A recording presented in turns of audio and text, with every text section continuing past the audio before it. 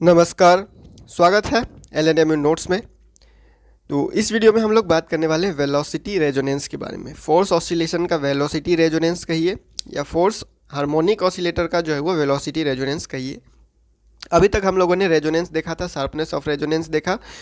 उसके बाद हम लोगों ने पावर डिसिपेशन या पावर एब्जॉर्प्शन देखा, जो फोर्स ऑसिलेटर के द्वारा पावर एब्जॉर्ब किया जाता है, कितना किया जाता है, ये सारा चीज़ हम लोगों ने अभी तक देख लिया है। आज हम लोग बात करेंगे वेलोसिटी रेजोनेंस। इसमें कुछ टर्म है, वेलोसिटी एम्पलीट्यूड, वेलोसिटी रेजोनेंस किस कंडीशन पे होता है, फेज ऑफ वेलोसिटी जो है वो कैसे क्या यहाँ काम करता है। तो शुरुआत करते हैं वेलोसिटी रेजोनेंस। तो देखिए वेलोसिटी यहाँ आ रहा है, वेलोसिटी आ रहा है यानी कि डिस्प्लेसमेंट भी आएगा। तो डिस्प्लेसमेंट भी आएगा तो फोर्स ऑसिलेशन का जो डिस्प्लेसमेंट है वो हम लोग देते हैं इससे। फोर्स ऑसिलेशन का डिस्प्लेसमेंट हम लोग जो है वो लेके चल रहे हैं, वो ये लेके चल रहे हैं एक्स बराबर, यानी कि एक्स जो है वो डिस्प्लेसमेंट है और जो इज इक्वल टू है वो किसके बराबर है, ए जहाँ पे एम्पलीट्यूड है और sine P T minus phi यहाँ पे क्या है, फेज है। यही हम लोग जो है वो डिस्प्लेसमेंट लेके जो है वो चल रहे हैं पहले से ही, तो इसी को हम लोग यूज़ करेंगे। तो ये हमारे पास डिस्प्लेसमेंट है फोर्स ऑसिलेशन में। तो डिस्प्लेसमेंट का रेट ऑफ चेंज क्या होता है, वेलोसिटी होता है। ठीक है, टॉपिक का नाम ही है वेलोसिटी रेजोनेंस, तो जो भी बात होगा सारा चीज़ वेलोसिटी के ऊपर ही होगा। तो उसके लिए चाहिए हमको डिस्प्लेसमेंट। तो डिस्प्लेसमेंट बराबर हमारे पास ये है और इसको हम लोग टाइम के रिस्पेक्ट में डिराइव कर देंगे, डिराइवेशन कर देंगे टाइम के रिस्पेक्ट में। तो ये हमें दे रहा है वेलोसिटी। ठीक है, तो इसको हम लोग क्या करेंगे, डिफ्रेंशिएट करेंगे। डिफ्रेंशिएट करेंगे तो क्या आएगा, ए कांस्टेंट है ऐसे ही रह जाएगा, फिर साइन का हो जाएगा cos P T minus five हो जाएगा ये पूरा। उसके बाद ये जो टर्म है ब्रैकेट के अंदर उसमें से निकलेगा क्या, पी टी में से पी निकल के आएगा। तो हमारे पास ये हो जाएगा, सिंपल सा डिफ्रेंशिएशन आ गया। जहाँ पे ए क्या है, एम्पलीट्यूड है, और एम्पलीट्यूड बराबर हम लोगों ने पहले से ये लिखा हुआ है। एम्पलीट्यूड बराबर पहले से हम लोगों ने ये लिखा हुआ है। तो अब देखिए अब क्या होगा, ये जो अगर हम लोग यहाँ से भी डायरेक्ट भी देखें तो वेलोसिटी जो है वो डायरेक्ट क्या कर रहा है, इस पर डिपेंड कर रहा है। वेलोसिटी इस पर डिपेंड कर रहा है कि यहाँ वाला टर्म जो है अगर इसको हम लोग वन कर दे किसी तरह, ठीक है, ये वाला टर्म अगर वन कर दे तो वेलोसिटी जो है डायरेक्ट इस पर डिपेंड कर रहा है। ठीक है, तो वो सारी चीज़ हम लोग देखने वाले हैं कि जो है वो वेलोसिटी मैक्सिमम कब होगा, या फिर जो है वो एम्पलीट्यूड वेलोसिटी का वैल्यू क्या होता है, ये सारा चीज़ हम लोग अभी देखने वाले हैं। तो ये जो वेलोसिटी है मैक्सिमम वैल्यू, वेलोसिटी का मैक्सिमम वैल्यू को ही वेलोसिटी एम्पलीट्यूड बोलते हैं। ठीक है, maximum value of velocity is कल वेलोसिटी एम्पलीट्यूड, यहाँ पे लिख दिया गया है। और वेलोसिटी एम्पलीट्यूड को हम लोग वी नॉट से जो है वो डिनोट कर रहे हैं। वी नॉट से जो है वो वेलोसिटी एम्पलीट्यूड को जो है वो डिनोट कर रहे हैं, जो बराबर है किसके, या फिर आप वी मैक्स लिखिए या फिर आप वी नॉट लिखिए, और हमारे पास ये जो है वो इसके बराबर है। ठीक है, ये क्या है, इसके बराबर है।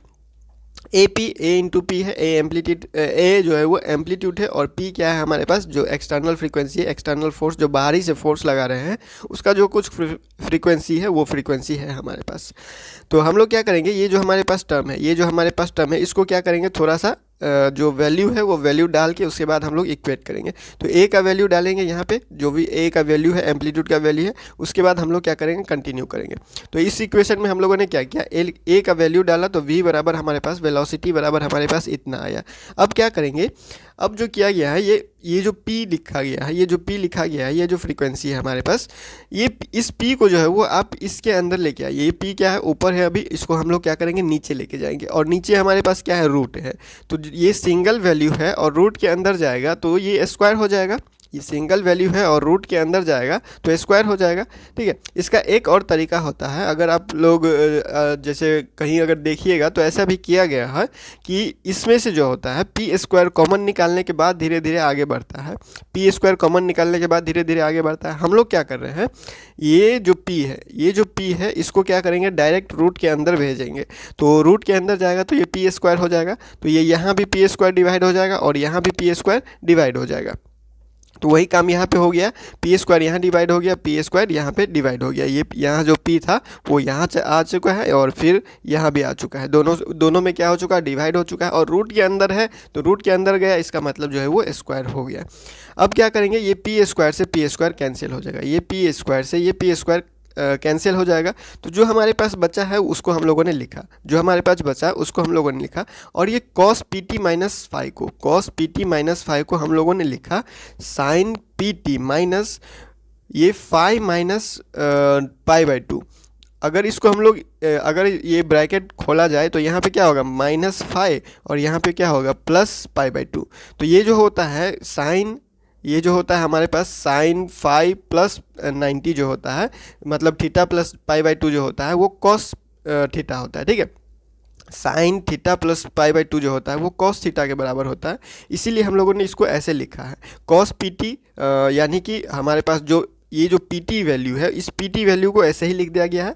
और इस कॉस थीटा को, कॉस थीटा यहाँ इसको थीटा मान के अगर चलिए, क्योंकि थीटा में ही हम लोगों ने याद किया हुआ है ट्रिगोनोमेट्री में, तो इसको अगर थीटा मान के चलिए तो कॉस थीटा को यहाँ पे हम लोगों ने लिखा है sine theta plus π/2, sine theta plus π/2, इसको हम लोगों ने ऐसे लिख दिया है। ठीक है, अब आगे बढ़ते हैं। इसको मैक्सिमम होने के लिए, वेलोसिटी मैक्सिमम होने के लिए, वेलोसिटी अगर मैक्सिमम वैल्यू होना है तो इसको हम लोग 1 करेंगे, इसका वैल्यू 1 होना पड़ेगा, तब ये जाके इसके बराबर रहेगा, तब ये जाके इसका वैल्यू जो है वो इसके बराबर रहेगा।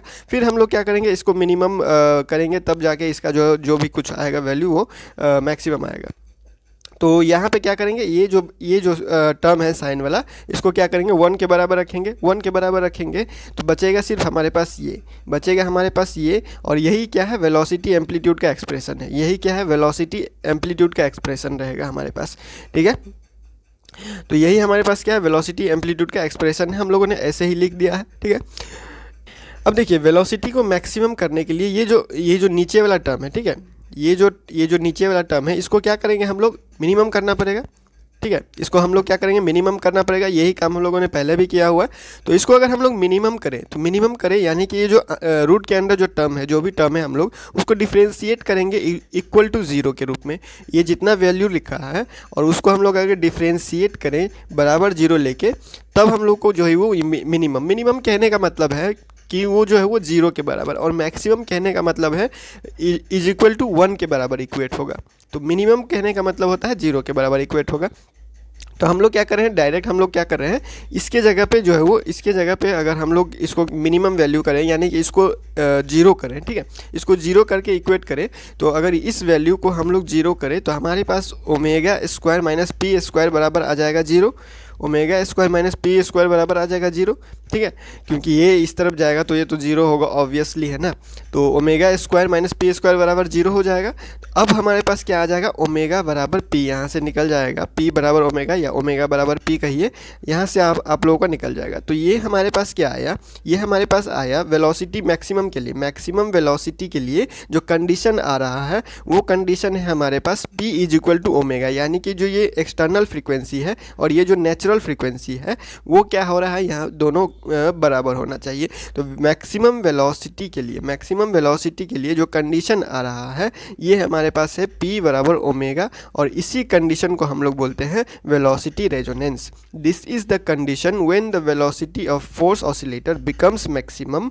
यही वो कंडीशन है जहाँ पे क्या होता है, फोर्स ऑसिलेटर का वेलोसिटी का जो वैल्यू है वो मैक्सिमम हो जाता है, और इसी कंडीशन को हम लोग बोलते हैं वेलोसिटी रेजोनेंस। इसी कंडीशन को हम लोग बोलते हैं क्या, वेलोसिटी रेजोनेंस।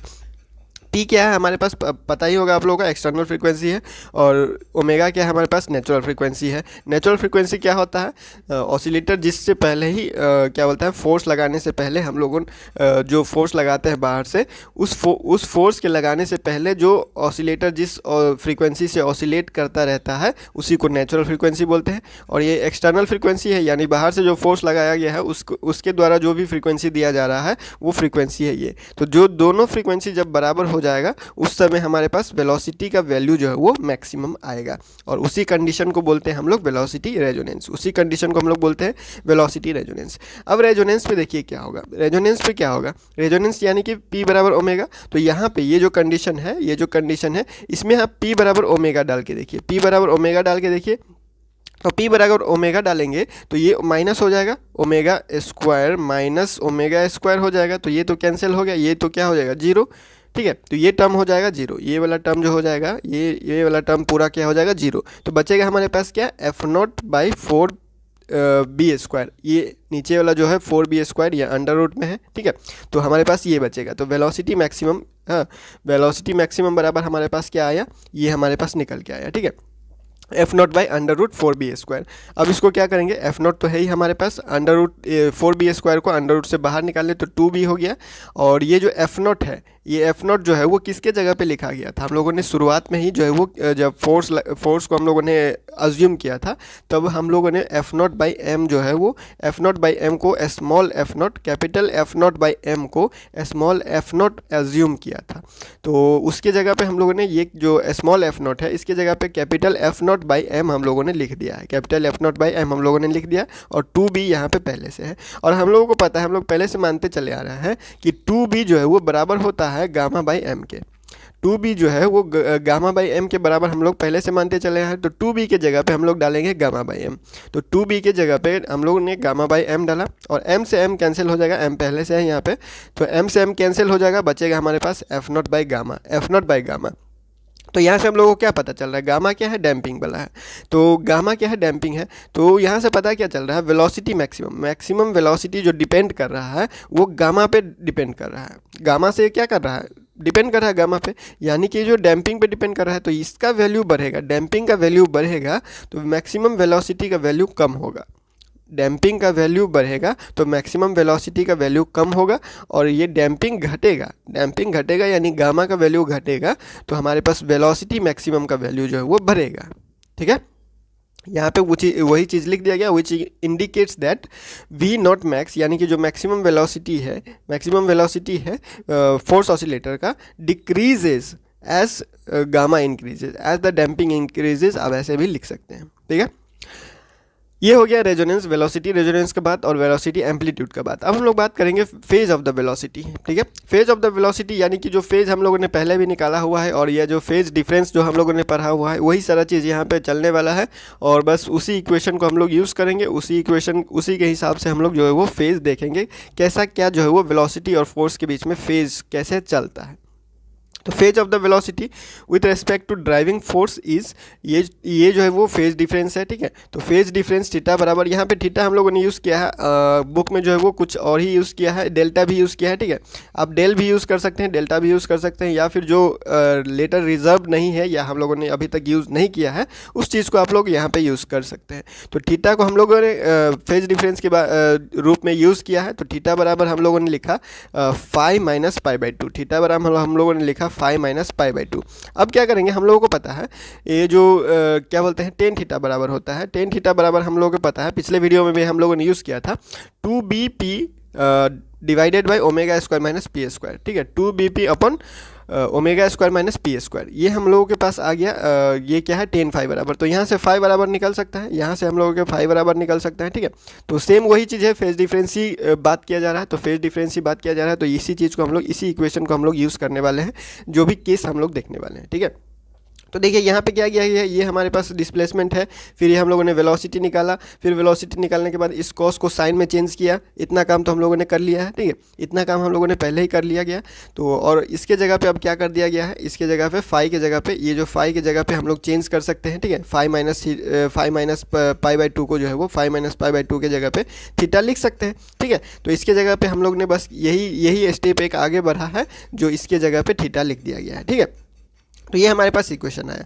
अब देखिए केस वन में क्या है, केस वन में क्या है, जब p का वैल्यू अगर हम लोग मान लेते हैं कि ओमेगा से कम है, p का वैल्यू अगर ओमेगा से कम है, तो टेन थीटा क्या होगा, पॉजिटिव।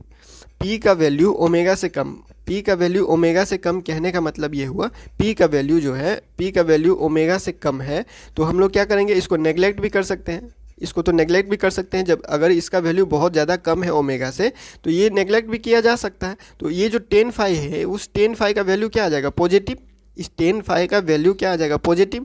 तो टेन फाई का वैल्यू पॉजिटिव आ रहा है, इसका फाई हमारे पास जो होगा, देखिए टेन थीटा का जो वैल्यू है, टेन थीटा का वैल्यू है वो पॉजिटिव है, टेन फाई का वैल्यू जो है वो पॉजिटिव है। तो टेन फाई का वैल्यू पॉजिटिव होने का मतलब ये फाई जो होगा वो 0 से पाई बाई टू के बीच में लाई करेगा, 0 से पाई बाई टू के बीच में लाई करेगा, लेकिन 0 और पाई बाई टू नहीं होगा, लेकिन 0 और पाई बाई टू नहीं रहेगा। ठीक है, p लेस देन ओमेगा पे, जब p का वैल्यू ओमेगा से कम है, जब p का वैल्यू ओमेगा से कम है, p का वैल्यू जब ओमेगा से कम है, तो ये टेन फाई जो हो जाएगा, टेन फाई होगा हमारे पास पॉजिटिव, टेन फाई हो जाएगा पॉजिटिव, और टेन फाई पॉजिटिव होने का मतलब ये फाई का वैल्यू जो है वो हो जाएगा लाई करेगा 0 से π/2 के बीच में, लेकिन 0 और π/2 नहीं होगा। तो 0 से π/2 के बीच में अगर हम लोग कोई वैल्यू यहाँ पे डालें, 0 से π/2 के बीच में कोई अगर वैल्यू यहाँ पे डालें तो वो तो π/2 से कम ही होगा, क्योंकि π/2 तो नहीं होना है इस केस में, तो π/2 नहीं होगा। और π/2 0 से π/2 के बीच में ये वैल्यू होना है, तो π/2 से कम ही रहेगा, π/2 से कम ही रहेगा। तो जो माइनस होगा, ठीक है, तो जो यहाँ से रिजल्ट निकल के आएगा वो निगेटिव में आएगा। तो ये जो रिजल्ट निकल के आएगा वो नेगेटिव में आएगा, क्योंकि ये वैल्यू तो इससे कम ही है, इससे तो ये वैल्यू जो पाई का वैल्यू है वो तो कम ही रहेगा। तो ये इसके साइन नेगेटिव है, तो हमेशा तो नेगेटिव साइन आएगा। नेगेटिव अगर हम लोग रिजल्ट निकालें, मान लीजिए π/2 का वैल्यू, ये π/2 मान लीजिए 5 है, π/2 मान लीजिए 5 है, और फाई का वैल्यू इससे कम ही होना है, तो कोई भी वैल्यू हो सकता है 0 से लेके 5 तक के बीच में। तो 0 से लेके 5 तक के बीच में, लेकिन 0 और 5 नहीं होगा, ठीक है। ये कंडीशन हम लोगों ने लगा के रखा है। तो क्या होगा, यहाँ से 1 2 3 4 कुछ भी आ सकता है, ठीक है। तो कुछ भी इसमें से माइनस होगा, तो ये जो बड़ा वाला वैल्यू है उसी का साइन रहेगा। तो यहाँ पे माइनस है तो निगेटिव रहेगा, यानी कि ये थीटा जो है, ये थीटा क्या करेगा, ये थीटा यानी कि फेज डिफरेंस, ये क्या होगा, निगेटिव। थीटा यानी फेज डिफरेंस जो है होगा निगेटिव होगा। और ये निगेटिव होने का मतलब हुआ, ये निगेटिव होने का मतलब हुआ जो वेलोसिटी है वो लीड करेगा ड्राइविंग फोर्स को। वेलोसिटी जो है वो लीड करेगा ड्राइविंग फोर्स को, कितना एंगल से, π/2 एंगल से, ठीक है। कितना एंगल से, π/2 एंगल से वेलोसिटी जो है वो लीड करेगा π/2 एंगल से। कौन से केस में, जब p का वैल्यू ओमेगा से छोटा है, जब p का वैल्यू ओमेगा से छोटा है। अब p का वैल्यू ओमेगा के बराबर कर देते हैं, p का वैल्यू ओमेगा के बराबर कर देते हैं। तो p का वैल्यू ओमेगा के बराबर कर देंगे तो ये 0 हो जाएगा, ये 0 हो जाएगा, इसका मतलब ये इन्फिनिटी हो जाएगा टेन फाई, और टेन फाई इन्फिनिटी होने का मतलब है π/2। और यहाँ पे फाई के जगह पे π/2 डालें तो π/2 माइनस π/2 0 हो जाएगा। तो ये हो जाएगा 0, फेज डिफरेंस 0, यानी कि वेलोसिटी के बीच में और फोर्स के बीच में कोई फेज डिफरेंस नहीं है, यानी कि दोनों क्या करेगा, दोनों फेज में चलेगा, एक साथ चलेगा, दोनों क्या करेगा, फेज में रहेगा, एक साथ चलेगा, ठीक है। तो हम लोगों ने पहला केस देखा, जब p का वैल्यू ओमेगा से कम था, तो p का वैल्यू ओमेगा से कम था, यानी कि वेलोसिटी जो है, फोर्स ऑसिलेटर का वेलोसिटी जो है वो क्या करेगा, ड्राइविंग फोर्स जो बाहर से फोर्स लगाया जा रहा है उसको क्या करेगा, लीड करेगा। और ओमेगा जब p का वैल्यू जब ओमेगा के बराबर होगा, तो वेलोसिटी जो है वो क्या करेगा, फेज में रहेगा, दोनों साथ साथ रहेगा, ठीक है। वेलोसिटी रेजोनेंस पे velocity of force oscillator is in the phase with the driving force, ठीक है। ये दूसरा केस हो गया। तीसरा केस में क्या करेंगे, एक बार क्या किए, p का वैल्यू कम लिए ओमेगा से, एक बार p का वैल्यू ओमेगा के बराबर ले लिए, अब p का वैल्यू ओमेगा से ज़्यादा लेंगे। जब p का वैल्यू ओमेगा से बड़ा होगा, बहुत मतलब ऐसे मान के चलिए कि ये जब p का वैल्यू ओमेगा से बड़ा हो जाएगा तो हम लोग ओमेगा को नेगलेक्ट कर सकते हैं। यहाँ पे देखिए, जब p का वैल्यू ओमेगा से ज़्यादा हो जाएगा, p का वैल्यू जब ओमेगा से ज़्यादा कर दिया जाए, p का वैल्यू जब ओमेगा से ज़्यादा कर दिया जाए और ये नेगलेक्ट हो जाएगा, तो ये तो निगेटिव वाला टर्म बचेगा, तो यहाँ पे टेन फाई निगेटिव आ रहा है, तो टेन फाई निगेटिव आने का मतलब है फाई का वैल्यू जो है वो π/2 से लेके पाई तक जो है वो लाई करेगा, π/2 से π/2 यानी 90 से लेके 180 तक के बीच में लाई करेगा, 90 से लेके 180 तक के बीच में लाई करेगा फाई का वैल्यू, ठीक है। अगर हम लोग उस चीज़ को यहाँ पे डालें, ठीक है, अगर हम लोग उस चीज़ को यहाँ पे डालें, कौन सा वैल्यू यहाँ पे लगेगा, क्योंकि ये जो यहाँ पे जो फाई है, इस केस में जो फाई है, p ग्रेटर देन ओमेगा के केस में जो पाई है, p का वैल्यू जब ओमेगा से बड़ा है तो टेन फाई निगेटिव आ रहा है, तो फाई लाई करेगा बिटवीन π/2 एंड पाई, ठीक है। तो ये वैल्यू हमेशा बड़ा रहेगा, यहाँ का पाई का जो वैल्यू है वो इससे बाहर का लाई कर, मतलब π/2 से लेके पाई के बीच में लाई कर रहा है, यानी 90 से बड़ा ही कोई वैल्यू होगा, ये π/2 से बड़ा ही कोई वैल्यू होगा ये। तो जब ये माइनस होगा तो ये पॉजिटिव में आएगा, जब ये माइनस होगा, ये वैल्यू बड़ा है और इसका साइन प्लस है, तो ये पॉजिटिव में ही आएगा हमेशा। तो पॉजिटिव में आने का मतलब है, फेज डिफरेंस पॉजिटिव में आने का मतलब हुआ कि जो वेलोसिटी है वो लैग करेगा बिहाइंड द फोर्स। वेलोसिटी है वो लैग करेगा, so the velocity lags behind the driving या applied force by an angle of π/2। उसी चीज़ को यहाँ पे ग्राफ में दिखा दिया गया है। ये π/2 -π/2 से लेके +π/2 के बीच में वैल्यू है, 0 से π/2 और यहाँ पे 0 से -π/2। ठीक है, तो जो भी हम लोगों ने किया है उसी चीज़ को यहाँ पे दिखा दिया गया है। ये जो है वीक डैम्पिंग का केस है, और हमारे पास ये मीडियम डैम्पिंग यानी कि लाइट डैम्पिंग, जब ओमेगा ये जो गामा हम लोगों ने लिखा हुआ था, इस गामा का वैल्यू कम मान के चलिए, और वीक डैम्पिंग यानी कि गामा का वैल्यू और ज़्यादा कम, और हैवी डैम्पिंग यानी कि जो हम लोगों ने वैल्यू माना हुआ है वो थोड़ा और ज़्यादा करके। ठीक है, तो यहाँ पे देखिए यही एक केस है, ये जो पॉइंट आपको दिख रहा है यहाँ पे क्या है, P बराबर ओमेगा यानी कि वेलोसिटी रेजोनेंस का केस। तो वेलोसिटी रेजोनेंस के केस में वेलोसिटी रेजोनेंस पे जो होगा, वेलोसिटी जो होगा, ठीक है, वेलोसिटी जो होगा वो फोर्स वेलोसिटी और फोर्स जो है दोनों क्या रहेगा, फेज में रहेगा, दोनों एक साथ चलेगा। ठीक है, तो यही हमारे पास क्या है, वेलोसिटी रेजोनेंस, एम्पलीट्यूड रेजोनेंस कहिए, सॉरी एम्पलीट्यूड वेलोसिटी कहिए। ठीक है, एम्पलीट्यूड वेलोसिटी क्या है, जो वेलोसिटी का मैक्सिमम वैल्यू है होता है वही होता है वेलोसिटी एम्पलीट्यूड, या अभी हम लोग देखा कंडीशन क्या है वेलोसिटी रेजोनेंस का, P बराबर ओमेगा है कंडीशन। ठीक है, उसके बाद हम लोगों ने फेज ऑफ द वेलोसिटी देखा। अब हम लोग क्या करेंगे, क्वालिटी फैक्टर देखने के बाद जो है वो जो भी कपल ऑसिलेटर वगैरह है, या फिर उससे पहले जो है वो जो इलेक्ट्रिकल रेजोनेंस वगैरह है, वो सारा चीज़ हम लोग देखेंगे। तो ये हो गया हमारे पास फोर्स ऑसिलेशन के अंडर हमारे पास वेलोसिटी रेजोनेंस। नेक्स्ट में कंटिन्यू करेंगे क्वालिटी फैक्टर। तो इस वीडियो में इतना ही, मिलते हैं अगले वीडियो में अगले अपडेट के साथ LNMU नोट्स के यूट्यूब चैनल पे।